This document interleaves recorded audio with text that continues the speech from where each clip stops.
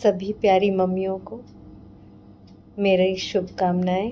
नमस्कार। इस माहौल में मदर्स डे का आना मानो एक ताज़ी हवा का झोंका आ गया।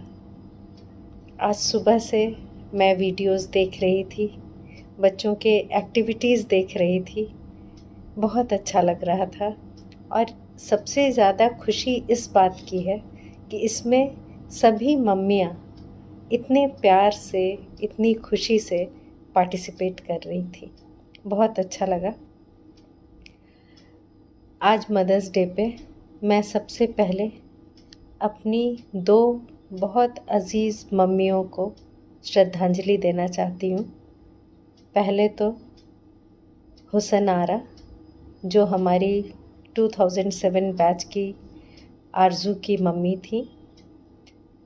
उन्होंने शुरू से, स्कूल के शुरू के दिनों से स्कूल के साथ, मेरे साथ हमेशा खड़ी रही। उनका हंसता मुस्कुराता चेहरा बार बार याद आ रहा है।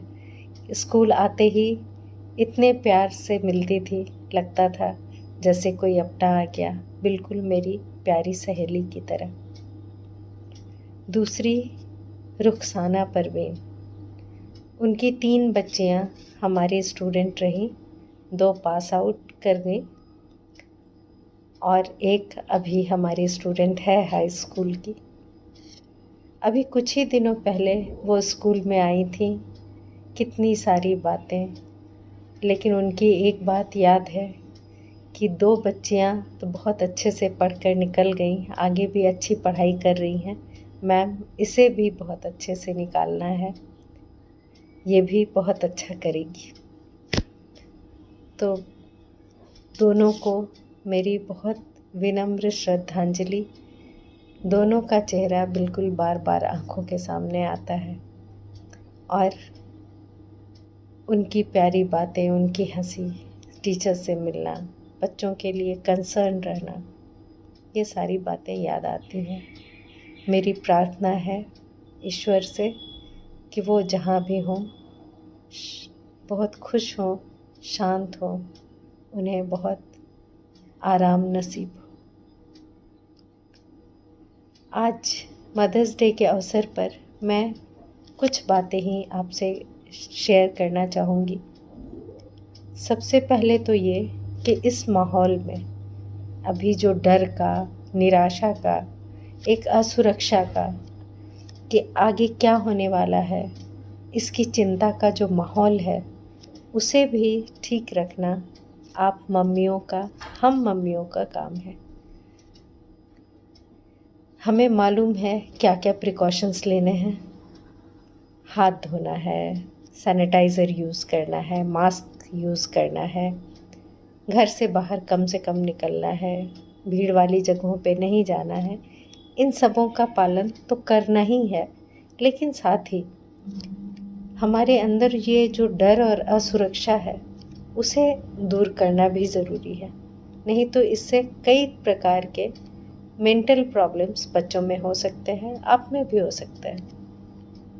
तो इसलिए आपसे गुजारिश है कि घर के वातावरण को बहुत खुशनुमा रखें, उत्साह से भरा हुआ रखें, कुछ न कुछ काम में बच्चों को बिज़ी रखें, जैसे कि गार्डनिंग है, म्यूज़िक है, सिंगिंग है, डांस है, ड्राइंग है, बहुत सारी क्रिएटिविटीज़ है।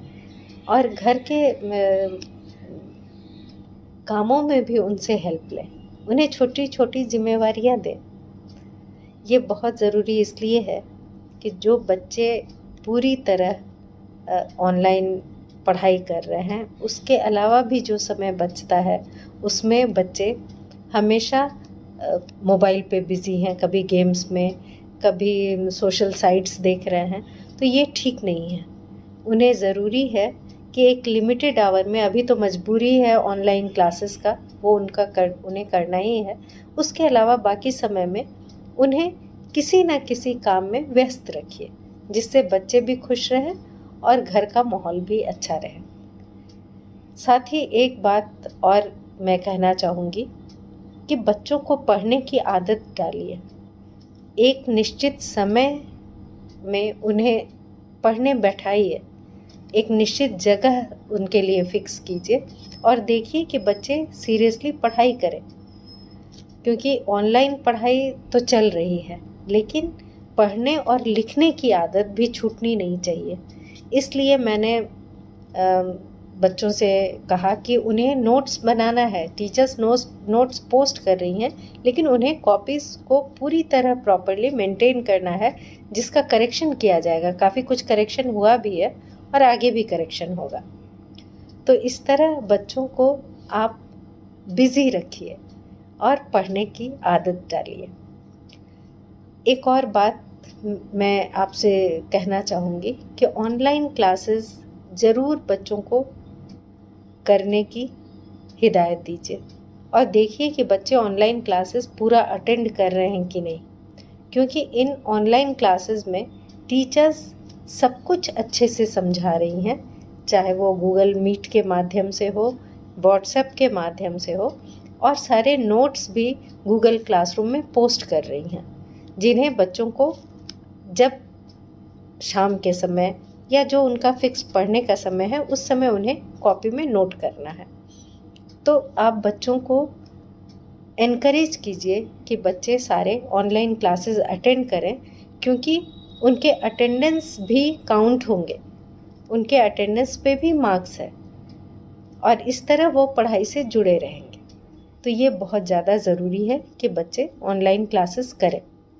इसके अलावा एक और मैं आपसे गुजारिश करूँगी कि जिस तरह आप बच्चों का पूरे घर का ख्याल रखती हैं, वैसे खुद का भी ख्याल रखिए, क्योंकि आपका भी स्वस्थ रहना मन से भी और शरीर से भी बहुत ज़रूरी है। आप अपने लिए भी एक दिनचर्या बनाइए, अपने शौक़ पूरे कीजिए। आपके जो भी शौक़ हैं, लिखने का, गाने का, बागवानी का, उसे भी ज़रूर कीजिए और साथ में सबों से मदद लीजिए। घर के कामों में सबकी बराबर की जिम्मेवारी होनी चाहिए।